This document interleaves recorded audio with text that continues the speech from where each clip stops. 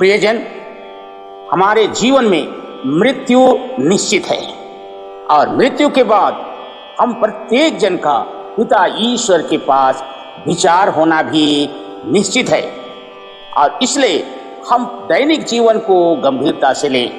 Mother Teresa कहती है, तुम महान कार्य नहीं कर सकते हो, लेकिन छोटे छोटे कार्यों को हृदय से कर सकते हो।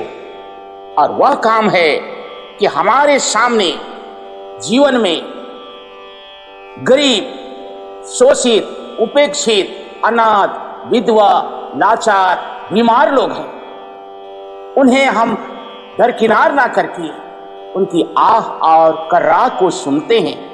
उनके बातों के आधार पर उनको छोटे से छोटे बातों को भी हम हाथ फैला के सहारा देते हैं।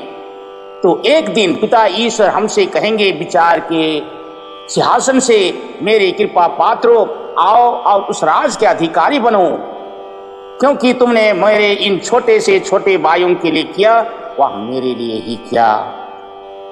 लेकिन हम अगर इन अनाथ, विधवा, लाचार, दीनहीन को दरकिनार करते हैं, उनकी बातों का अनसुनी करते हैं, हमारे हाथ उनकी ओर नहीं फैलता है, तो विचार के सिंहासन से ईश्वर कहेंगे, शापितो, मुझसे दूर हट जाओ, उस अनंत आग में जाओ जो शैतान और उसके दूतों के लिए तैयार की गई है, क्योंकि तुमने मेरे इन भाइयों के लिए नहीं किया।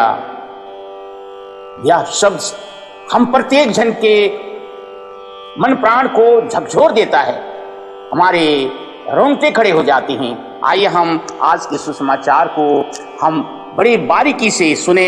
यही बात कही गई है, इसे हम एडी माँ के द्वारा हम सुनते हैं। आज का सुसमाचार सन्मति अध्याय 25 पद संख्या 31 से 46।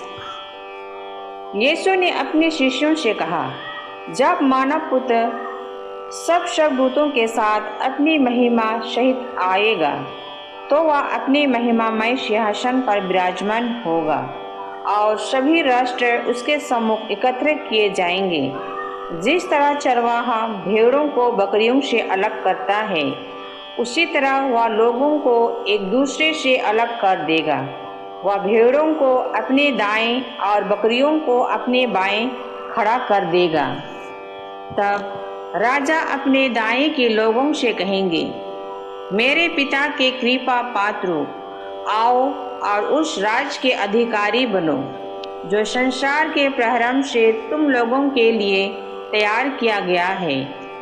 क्योंकि मैं भूखा था और तुमने मुझे खिलाया, मैं प्यासा था और तुमने मुझे पिलाया, मैं परदेशी था और तुमने मुझे अपने यहाँ ठहराया, मैं नंगा था और तुमने मुझे पहनाया, मैं बीमार था और तुम मुझसे भेंट करने आए, मैं बंदी था और तुम मुझसे मिलने आए।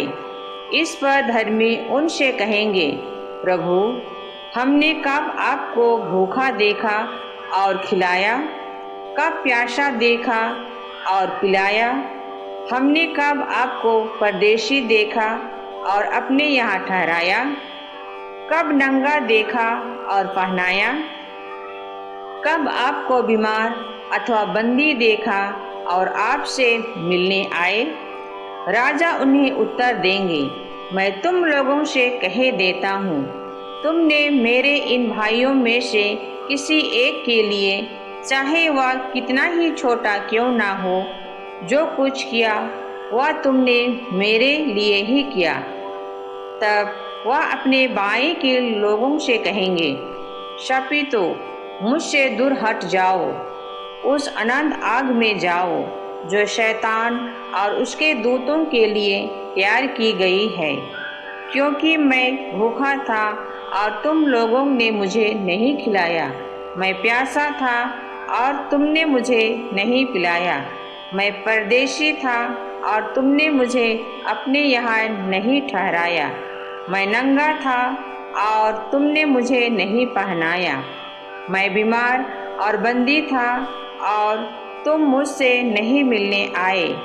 इस पर वे भी उनसे पूछेंगे, प्रभु, हमने कब आपको भूखा, प्यासा, परदेशी, नंगा, बीमार या बंदी देखा और आपकी सेवा नहीं की?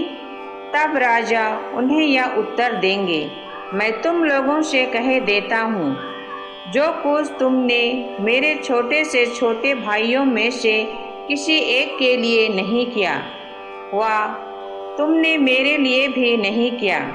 और ये अनंत दंड भोगने जाएंगे, परंतु धर्मी अनंत जीवन में प्रवेश करेंगे। आज का दिव्यवाणी मुझे, मेरे बच्चे और मेरे परिवार को आशीर्वाद से भर दे। आमीन।